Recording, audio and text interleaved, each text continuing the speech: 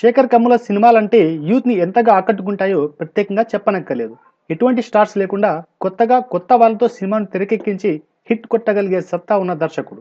అలాంటిది ఒక స్టార్ హీరోతో తెరకెక్కిస్తే సినిమా ఎలా ఉంటుందో అని ప్రతి ఒక్కరూ అనుకుంటుండగా వరుణ్తో ఫిదా సినిమాను తెరకెక్కించాడు. దీంతో ఈ సినిమాపై భారీ అంచనాలే అలుముకున్నాయి. ముఖ్యంగా ప్రముఖ నిర్మాత దిల్ రాజు ఈ చిత్రాన్ని తెరకెక్కించడం మరింత ఆసక్తిని రేపింది.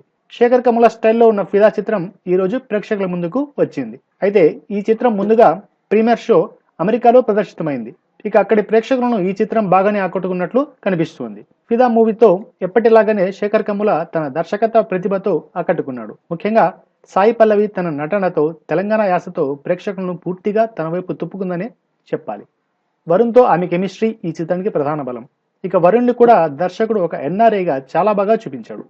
ప్రతి సీన్ సింపుల్, సూపర్బ్ అనేలా శేఖర్ కమ్ముల తీశాడు. ప్రధాన జంటల మధ్య వచ్చే లవ్ సీన్స్, ఎమోషనల్ డ్రామా ప్రేక్షకులను కట్టిపడేశాయి. ఇక వరుణ్ భావోద్వేగమైన సీన్స్ లో తన పరిధి మేరకు నటించి ఆకట్టుకున్నాడు. ఇక మధ్యలో వచ్చే కొన్ని కుటుంబ నేపథ్య సన్నివేశాలు కూడా పర్వాలేదు.